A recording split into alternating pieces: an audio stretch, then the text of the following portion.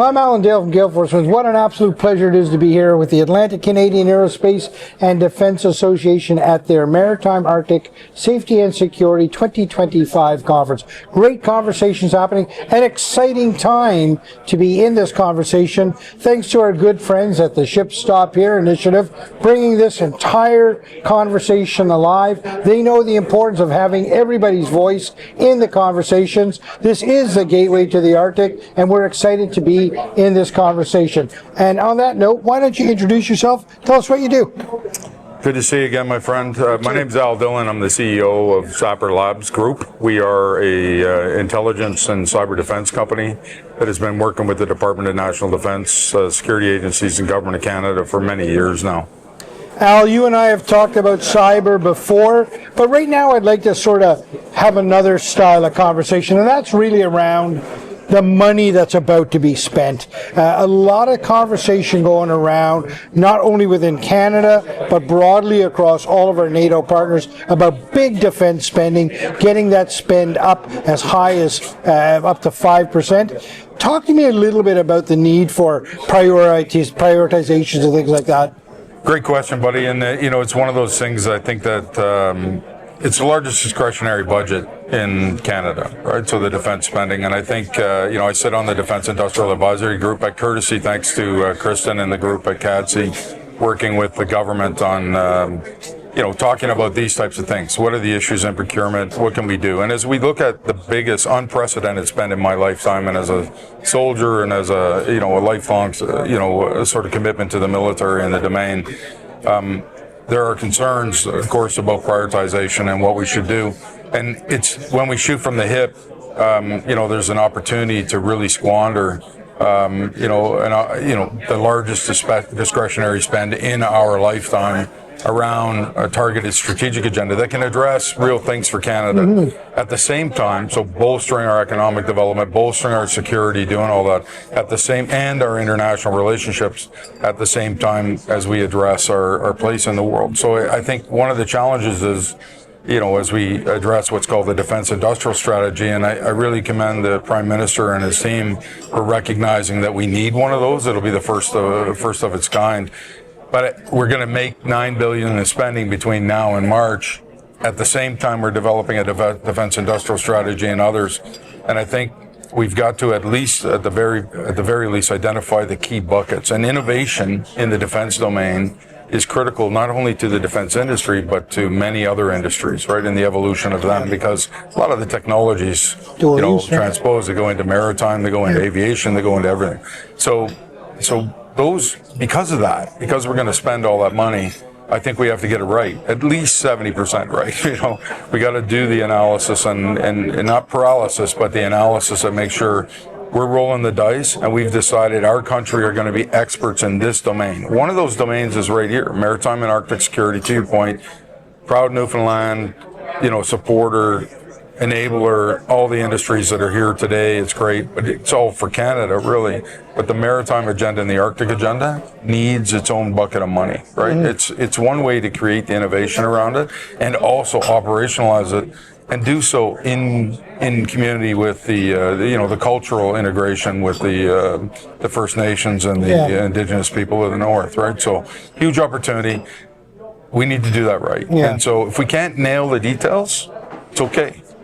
We don't have to. What we do need to do is identify that has to be the priority and the target, and let's not squander it, and do what we have done as a nation in the past, which is take our spending and run to the American side of the border, which I think there's less of a threat. But as we're building new international relationships or rekindling with the Europeans, we do have the threat of just pushing all of our defense spending to offshore. And that will really be a missed opportunity for an entire generation around innovation, with this discretionary budget. Al, you said to analyze things but not paralyze things. How do we do that? I think, so first off, there are incubators already all through this country that are tremendous providers of technology, and in fact, great technologies. And in fact, many companies will tell you, especially small business, which tends to be where your innovation comes from, that it's almost impossible to sell to the Government of Canada through its current procurement agenda, right? So its current procurement policies inhibit the adoption of new technologies.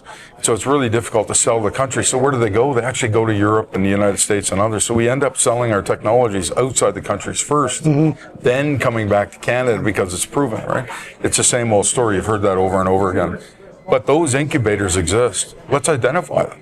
Let's do that, right? So where CADSI can really, and the other associations here like ACADA, is really be the enabler of that voice and that capability. Diana is interesting, NATO Diana, and what General Paul Payton and his team are doing in the rapid adoption of certain technologies to help in the NATO agenda by proving it even in the Canadian environment for the North and other things. Great way to do it, right? A couple examples, but there are many different incubators. I started CyberMB in New Brunswick, and there's in Ottawa, there's all kinds of incubators, and they're right across this nation. So let's go to the places where they already exist, build a little bit more robust security around those things when you're talking about defense security, and our protection of those IPs, and let's build some industrial wealth. And when I mean that industrial wealth, I mean strategic long-term benefits on this discretionary budget that are going to create value for the nation.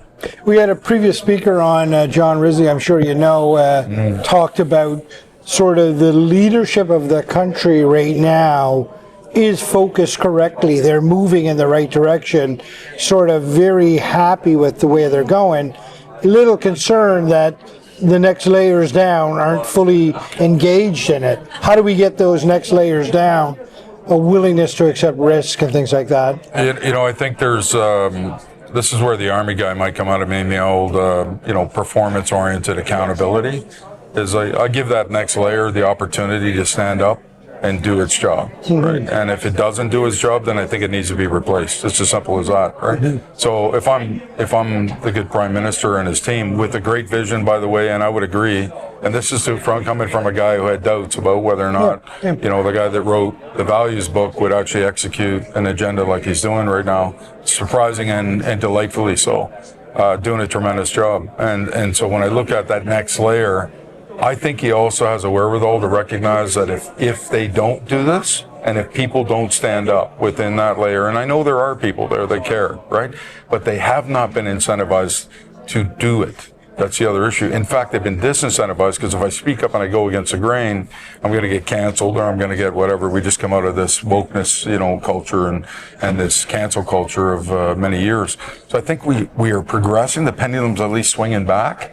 I think it needs a push, right? I think that accountability is the way to go, and that means I need this, I need it by this timeline, I need this procurement, and I need this procurement executed and done by this timeline. These types of things, and holding the people that are actually doing it in those levels accountable.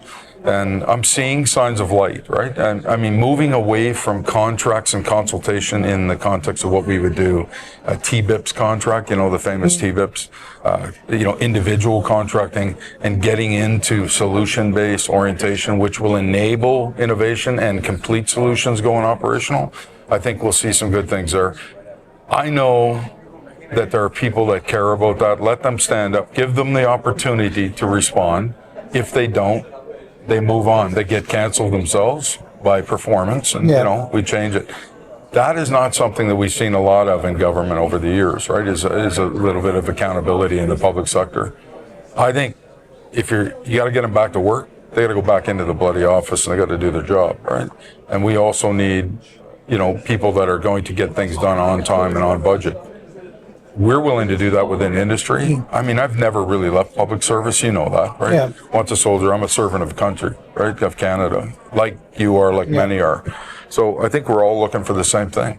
So let's get onto it. Dozen years now, Mass has been around. You've been at many of them. Talk to me about what you're seeing this year's big event, a sold out show. Massive. It's a massive event. I also see the attendees and the type of dialogue that's going on because there's this new. Obviously, the spend is part of it, but the international engagement, the innovation agenda, just the number of attendees even.